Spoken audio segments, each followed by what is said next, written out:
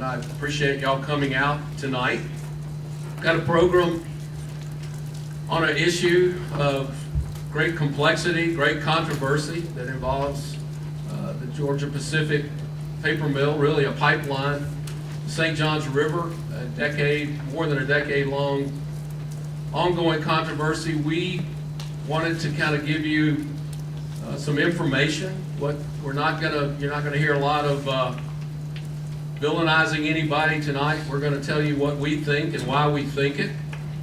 We're not here to villainize the mill or Department of Environmental Protection. And what we're hoping to do is educate you on this issue. We continue to believe that there is a solution to this, and we're going to talk about that. But our program's going to go this way. I'm going to kind of give a general overview. Some of you may not know all the issues, may not know the history of this. This is a long-term issue that's been circulating, really, in some cases, some people say since the 80s, certainly during the mid-90s, and it continues today. We have two people with us tonight. We have Dr. Bob Hayes, who has traveled from Lakeland. We contracted Bob late 2010 to help us review some of the technical documents. There's a lot of those. Bob has, as he likes to tell people, or I would describe, he grew up in the pulp and paper industry, and he has been working with the pulp and paper industry for over 50 years. He's a chemical engineer. So rather than me try to tell you what Bob deduced from his analysis, we're going to actually hear from him, which I think is going to be very informative. And then we also have Dr. Lucy Sonnenberg, who is a environmental chemist from Jacksonville University, who was contracted by the Florida Department of Environmental Protection as a technical expert to help the department kind of work their way through some of these issues. And then we're going to have time for questions. Our goal is to kind of move through this part fairly quickly and then leave time for questions. And again, our goal is to try to have you out of here by 8 o'clock. So that's about an hour and a half program. For those of you who don't know what St. Johns Riverkeeper is, we're a nonprofit citizens group based here in Jacksonville. We are starting our second decade. We're a citizens group who believe the St. Johns River is our greatest natural resource. We believe that what's best for the river is best for all the communities, and that's how we conduct our business. We work with communities up and down the river on projects to protect and restore the river. We have education programs like the one tonight, and on occasion, we seek justice for the river, and we hold people who damage the river accountable, and that's part of who we are. We believe the environmental regulations are on the books to be enforced equally and fairly, and sometimes we will take action against those who ignore those regulations. So let's get started. Just a quick, I'm not going to try to go through all of this. I'm just going to hit, this PowerPoint is on our website as of tonight. So some of this you can go back and look at. Basically, the paper mill, in one form or another, has been discharging to Rice Creek since about 1947. And today, the mill discharges somewhere on an average of 20 to 23 million gallons a day. The mill advertises they go anywhere from 20 to 28 million gallons of wastewater. The mill is the largest single source of nitrogen in the lower St. Johns, in the freshwater section. We here in Jacksonville, our wastewater treatment plants are actually a larger source of nitrogen, but those discharge points are in the estuary section. Science has shown us that the effluent and settling ponds have caused problems in Rice Creek, and analysis have shown that there are sediments in the creek that contain dioxin, chlorophenols, and other compounds. The mill has a discharge permit, had a permit that expired in 2007. And under some technicalities, how I would describe it, they have continued to discharge to Rice Creek without a permit. And we'll talk about that. For those of you who maybe not seen the mill, this is a kind of a satellite image of the mill. It's a very large facility. This is a little bit closer mill, and Bob will talk more about the operation of the mill. This is just an aerial. There's 900 acres of settling ponds as part of the treatment system of the mill. And that's just a photo that one of our board members took to give you an idea. I don't think you can appreciate 900 acres out of the window of a plane, but it's a large area. The issue we're going to talk about is Rice Creek, as it stands now, is not able to assimilate the amount of wastewater that goes into the creek.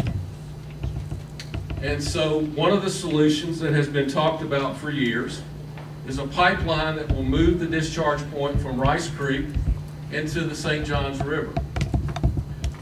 When this idea was kind of put forth by the Florida DEP, there was an administrative challenge, a lawsuit against this. And in 2002, an administrative law judge directed the mill to go through a series of steps. And then at the end of those steps, if the mill was unable to meet water quality standards in Rice Creek, then and only then they would be directed to build a pipeline and relocate its wastewater to the St. Johns River by 2012. In 2002, during this kind of same general time period, there was some sampling of fish tissue in Rice Creek, Deep Creek, and a few other nearby creeks that showed the fish there had high levels of dioxin. There was a proposed health advisory, consumptive advisory. Last minute, literally the night before that was going to be posted, the advisory was withdrawn. 2008, because of the dioxin issue, the Department of Environmental Protection conducted something called HVS, high volume sampling, which determined that there was in the wastewater at the mill dioxin at levels 2 to 5 times higher than the EPA water quality criteria. And that issue is still one that we're very concerned about. There's been a lot of talk that Riverkeeper, our goal in all this is to close the mill, harm Putnam County, and I will tell you that's not our goal. We have been in negotiations with the mill, I personally, for 30 months. In 2009, Linda Young and I, Linda was one of the people that brought a challenge, and I met with folks from not only the mill in Palatka, but Georgia, Atlanta, because we believe we had a solution. We would put together a technical team, both sides agreed to, we'd let that technical team look at the issues and determine what would be the best way to deal with the issues at the mill. There was a contractual agreement drawn up that Riverkeeper and Clean Water Network accepted, the local people accepted, and then when it went to Atlanta, it fell apart.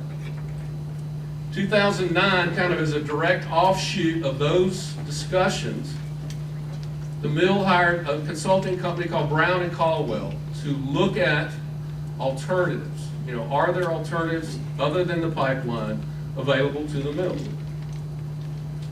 And that report was kind of vetted and then began, in my opinion, it was used to say that the best available alternative to the mill was the pipeline. In fact, I would be honest to say it was used to justify the pipeline. So in 2010, we realized we did not have the technical expertise to review the Brown and Caldwell study. So that's when we contracted with Dr. Hayes and some other technical people to review the study, not to look at the issue of should we build a pipeline or not. Was the Brown and Caldwell study accurate, and did its evaluation provide the issuance or allowed the mill to move forward?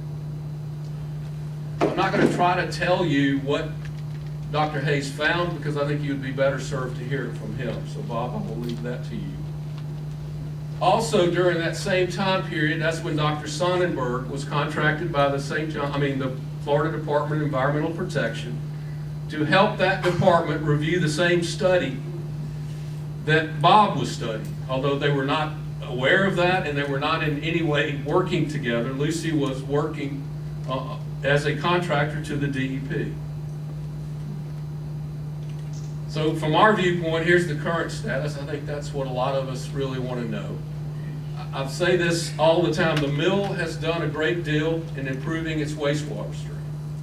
They spent over $100 million on water quality improvements.